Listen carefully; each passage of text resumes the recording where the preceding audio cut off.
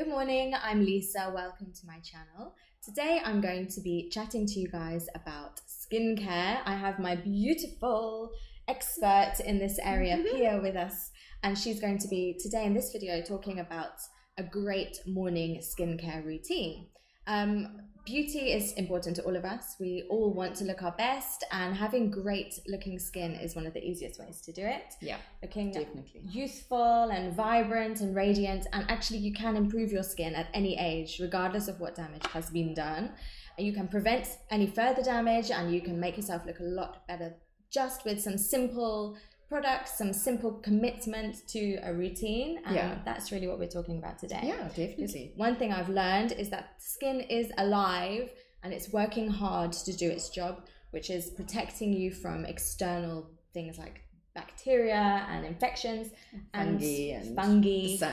The sun, okay, the sun is a big one, and also helping to keep water in, keep your skin moist. That is what the skin does, and we need to take good care of it. It's not just a thing covering us, it's a living organ. Yeah, absolutely. Yes, and so a morning routine is a great thing to include just to make sure you're ticking the boxes and preparing for the day. Yeah, so my morning routine is quite simple. It's I wake up, I'll shower, and I'll rinse my face with water, cold water. Okay. And I'll splash it a few times, and then I'll pat my skin dry, and then I'll start with my products. So I don't do any cleansing in the morning. Okay. I'm not a fan of cleansing in the morning. I actually don't believe in it at all, because the last thing I do when I go to sleep at night is cleanse, tone, serum, moisturize, etc. Yeah. So the first thing I sleep obviously on a clean pillowcase. So the first thing I do in the morning is rather just wash with water. Okay. I find cleansing twice a day, number one, is a waste of product. Okay. Number two is a bit pointless, because what are you doing? What are you cleansing away first thing in the morning? And also, if you're using a cleansing gel or like a foaming face wash, you're actually going to be stripping your skin of its natural oils. So we over clean our skin. Okay. So I'm not a fan of cleansing in the morning. However, if you have acne and quite severe acne, whether it be pustular acne, comedonal acne, blackhead acne, then you may need to cleanse twice a day, because then you are cleansing for a medicated reason. Right, okay. So then you would cleanse twice a day. If you've got a pretty normal skin, there's no need for it. And so do you use warm water, hot water, cold water? No, I like to use cold water. Cold water. And number one, it wakes you up.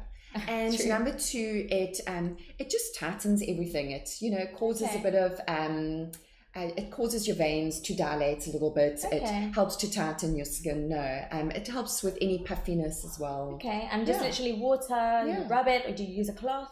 I don't use a cloth. Just splash. No, I just splash with water and then tap. I will pat my face dry with a towel. Yes, patting is important. You don't want to rub. No, don't rub, because that's again a mechanical exfoliation, which you know that I'm not a fan of. That's true. I've heard that you should treat your skin like a fine silk. Yeah, definitely. And it's so precious. And at the end of the day, this is what people are going to look at for the rest of your life. This should be your number one priority. Everyone's worried about nails and their hair and their toenails. And yes, of course, we all worry about those things. I think all women are a bit vain. But your skin, you can't get away from. You cannot hide it. Okay, so first step. Okay, so that's water. Then the next thing I do is apply my serums. Okay. Now I have a bucket load of serums for all different reasons, and you don't need to have so many, but whatever your serum is, you should be using it with a purpose. Okay. So what are you using your serum for? Now, I mean, I'm 41, so my serums are all anti-aging. Okay. So I would apply either, I've got a few here that I use. There is a lot there. I would apply either like an antioxidant gel, any kind of antioxidant serum. The one that I love is C Boost, a vitamin C based serum. Okay. So I'd apply that. A hydrating serum, that's another one that I have. All of these? Would you put them all on every day? No, I'd sometimes put one, sometimes put two on. Okay. Just depending. Like the one that I do use every day is for pigmentation. Okay. So I'll use like a vitamin C one, or a vitamin A serum, or a hydrating serum, and then afterwards I'll put on a serum for pigmentation. And does it lighten your skin? The serum for pigmentation. Yes. Well, areas of pigmentation, like up on my forehead, I've got little blotches of hyperpigmentation, so they're basically darker than the rest of my skin. Okay. So long term, obviously pigmentation you treat for the rest of your life. You will apply it to that area or to your whole face, and it helps to block. It's basically a melanin blocker, so it blocks the pigmentation from forming. Oh, okay. And it doesn't actually lighten what's already there? No, it will lighten the dark patches, but it won't lighten I've got a lot of hyperpigmentation. Yeah. Freckles. Yeah. I've got lots. Yeah. So basically it's going to help with that. Yes. Okay. Then after I've done But is the serum, is that step essential?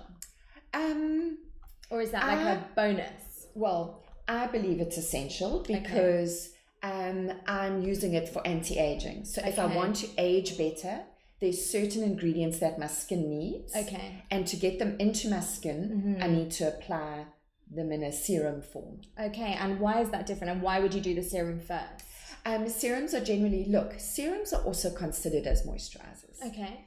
Depending on what kind of serum. So your anti-aging serums technically are moisturizers or anti-aging products. Yes. But a serum is generally more concentrated, and that's why they're more expensive and come in smaller bottles. But you need only a small amount. You need a small amount. They're highly concentrated, and often they're in a form that is easier absorbed by your skin. Okay. Because remember, our skin is a very cleverly woven barrier of protection. Very little gets into our skin. That's why we needle and do derma rolling and do all these kinds of things, use electricity to get product into our skin. Otherwise you're spending money and it's actually it's just sitting on the surface. I mean, I read a statistic that only 4% of your active ingredient in your product, provided it's active, is actually able to penetrate.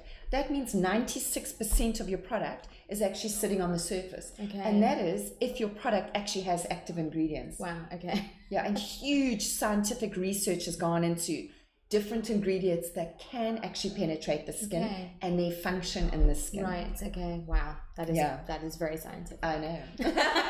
So basically a serum I think is important. Okay. However, if you can't afford a serum, then you don't use it, but then make sure that you invest in a moisturizer that has active ingredients in it. Right. So, if you're buying something off the shelf in the supermarket, it's unlikely that it's going to have an active ingredient in it because number one, they should be sold by professional skincare therapists, and number two, like with Environ, for example, there's always a step-up system in their products. So you're stepping up and increasing your ingredient dosage. Right. And if you start at the top without actually knowing about it, you could cause some damage to your skin by giving yourself a retinal reaction, getting like a contact dermatitis. Take time to you've got to work your way up to higher ingredients. So, if you're going to buy a good moisturizer, go to your nearest skincare therapist and get some advice from her. Okay, brilliant. So start with serum. And would it be a water-based serum, then your moisturizer? Because if you put an oil-based serum, then would the moisturizer be able to absorb? Like, is there... It depends on what kind of oil-based serum you're using. Okay. Like, I'm obviously speaking from Environ because I know the product so well and I've been working with it for so many years, but they have a serum called hydrating oil capsules. Okay. And their serums, even their vitamin A, C, and E oil, comes in a very, very light mineral oil. Now, I know mineral oil gets a lot of bad rap. Yes. But they use a very high quality mineral oil, and it's actually also research has proven that their mineral oil that they use is actually 100% probably the safest oil to use on human skin. Wow. And those ingredients are able to absorb. Okay. Yeah, even with the mineral oils. So you could use the hydrating oil capsule first, and then you could moisturize over. Okay, brilliant. And then the final step in the day is absolutely essential. You cannot skip it. Yes. What do you think it is? It's your SPF sunscreen. Yes. Okay, so definitely. You can get all different types of sunscreen. Huge amounts. But you have to put it on. It doesn't matter if you're sitting in an office all day. It doesn't matter if you're sitting in your car all day. Whatever you're doing, you need sunscreen on. If the sun is out, even if you're in England, you need sunscreen every day. Yeah. Because actually, nearly everything that we look at as aging has been caused by the sun. Yeah. Sun damage. And not only the wrinkles and the hyperpigmentation and the dark age spots and the little lumps and bumps that start to form. Not only that, but skin cancer is such a serious issue, especially melanoma. And that is why you should see your dermatologist at least once a year, just to have a check out. Some mole mapping. This is so imperative. Don't ever. And if you're going to spend any money on your skincare and not use sunscreen, then that's ridiculous. Yeah, definitely. Because it's the sunscreen and that even, protects. Some of the sunscreens do contain an SPF, but they're generally low dosage SPFs. Or actually, I know of products that contain an SPF 30, which is fine, but you need to reapply every 2 hours. Yes. So you need to still have an extra sunscreen that you can reapply later on in the day. Absolutely. I mean, I'm indoors all day. I mean, I work in a salon. However, I don't know if Lisa has shown you what the salon looks like. They're huge glass windows, huge glass panels up there with UV radiation, UV light coming through, which essentially is going to have a damaging effect on our skin. Absolutely. So we reapply throughout the day. Yeah. Chest, arms, face, you name it. So especially face, I do chest. Everything as if, you know those busts in the museum? I do everything from the breasts from here up, and my hands also, especially from driving. Always. Definitely hands. You don't, I'm already getting little hyperpigmentation spots on my hands. Don't worry. And regarding the actual SPF factors as well, I've heard that really much above 30 doesn't give you much more protection. So a 15 and a 30. A 30 isn't double the 15. No. It doesn't work like that. No, 100 isn't 100% protection. Nothing is. No, nothing but is. But 30 is pretty much 97%. Well, they say that, science has, sadly, we don't actually understand yet what the sunblock does to our skin. Okay. So there's so many schools of thought here, but a lot of doctors are thinking that maybe it's the zinc oxide, titanium dioxide in our sunblocks that could be giving us cancer. Wow. And not the sun. So it hasn't been around for long enough. So we don't actually know what the long-term effects of sunblocks are. Okay. So that is why anything above a factor 30 is considered unsafe. Oh, okay. And a factor 50 sunblock is still only giving you 2 hours protection. Right. So why put that those extra chemicals onto your skin? Okay.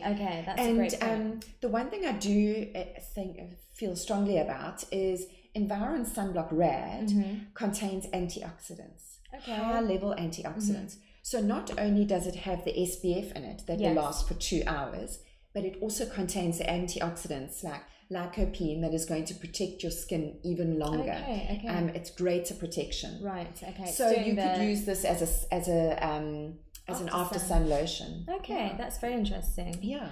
Oh, thank you. Pleasure. And then I've got one more question. Yes. Okay, sometimes when you wake up in the morning, your face can look puffy, especially under the eyes. What can you do as a quick fix for puffy eyes? I love ice. Icing is amazing. I think I have told you the story before about me crying because a boyfriend upset me. And in the morning I woke up with these huge puffy eyes and I needed to go out for the day. And I spent 10 minutes rubbing ice, my bottom lip, my bottom lid, my top lid.